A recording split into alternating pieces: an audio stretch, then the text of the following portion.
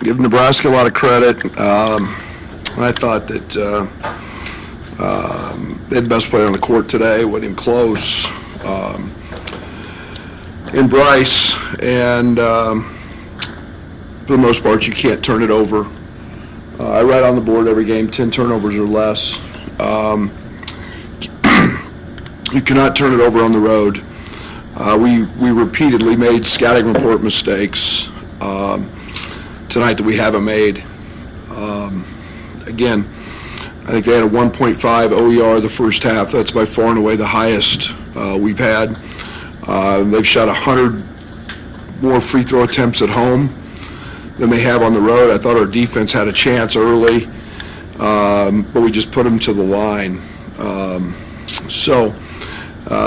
It's one of the big discrepancies with them home and away is their free throw attempts are through the roof at home and not so much on the road. But they played great. We fought back. Our bench was terrific. I thought Trey White was outstanding with 13 rebounds. Without Tommy, we're really thin up front. And, he picks up 2 fouls in, 2 minutes. So we had to kind of slough our way through the first half with some really different lineups, but give them credit.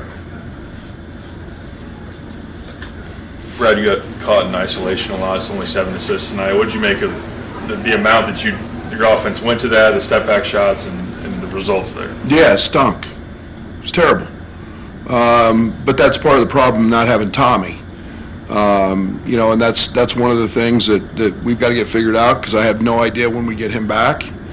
But they do a good job. There's a reason they've beaten Purdue as much as they've beaten Purdue. They do a great job with their low holds, taking away post-ups.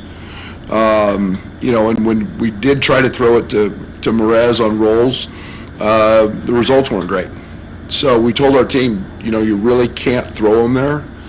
And it's their defensive scheme. But yeah, and then it's the same thing if you slip your guards, which we've been really good at. And there's a low hold there, and it's just it's just tough sledding, and it's why you take 53s, and we didn't make very many of them. With the turnovers, they've been kind of mostly unforced. Oh, absolutely. Tonight, their scouting report. Grow up. I don't know. I mean, I would like to have an explanation. I mean, we had 4 scouting report ones I know where we told our guys you're not going to throw the baseline pass, and we continually tried to do that. But I don't know. Tonight was very uncharacteristic of us from a scouting report standpoint, making those turnovers. But you're not going to beat anybody doing that. Brad, can you walk us through the decision to have Ben come back in on that final play of regulation and instead of Dre seemed to be getting going a little bit? With what? With having Ben come in for that last shot versus having Dre remain out there at the end of regulation. Yeah, he's a gravity guy, and it was about the action we were running. They had 3 fouls to give. It was about setting the screen so they potentially couldn't switch. We have a counter for that. Those situations are really hard when you've got 3 fouls to give. And, we probably should have went a little quicker on the first one. And, Will was our hot hand. He got a good look, shot that he can make. But, again, it was had an opportunity we gave ourselves, and just then it was Bryce in overtime. Brad, you guys have only shot 25% from 3 since Oregon. Is there anything you've seen in the process, the kind of shots you're getting, that is there a point that's bothering you? Not at all. I'm good with it because we got 21 back, and those 21 lead to layups or opportunities, and it's a I don't know, a downtime. It's one thing you can't control. Without Tommy, it's no lie, we're not the greatest post-up team in the world. But we've got to be able to crease the defense with our guards, and we have been. We're one of the top teams in the country with 2-point rate. Tonight, we didn't, and didn't do it very well, and that's a tribute to their defense. But I can't some of those were so open that you weren't very good as a player, but you could have made some of those. And that's, believe me, I've heard, so I know how crappy a player you were. But, so you could have made some of them.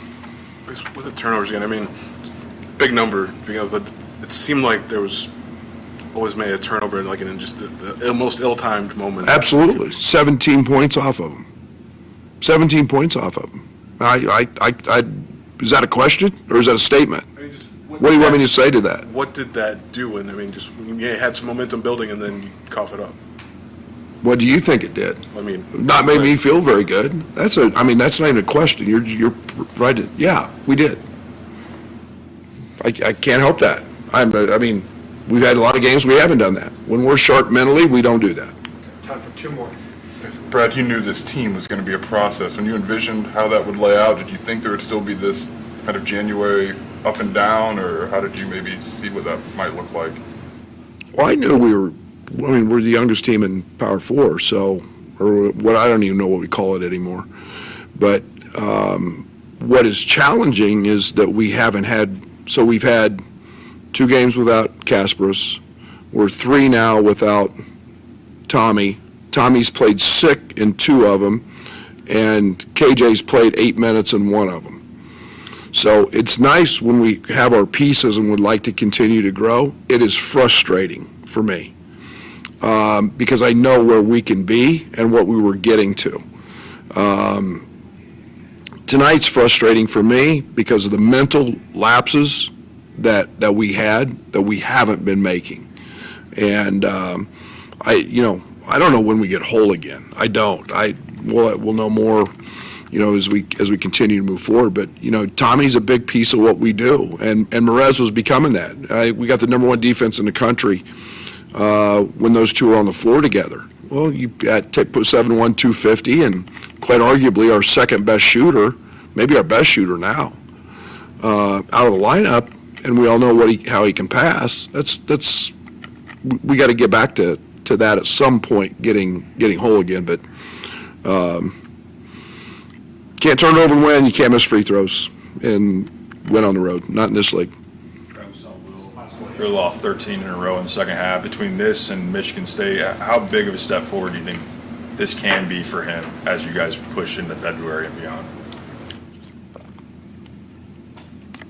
Well, he's as gifted an offensive player as there is, and I mean, we rode him. I mean, we rode him in the Michigan State game. For the half, it's and he's missed some easy ones. He missed a little offensive rebound putback. But he can really get going, and Juwan Gary's a pretty good defender, and I mean, he made him. He's 6'8", 6'9". He bounced right over him and gets to his spots, and he's a good player. So I hope this keeps his confidence. He got the flu and missed 2 days and a game, or pretty much a game with that. So after the Michigan State game, so it's nice to see him get back and going because we sure need his offense. Okay, thank you, Coach.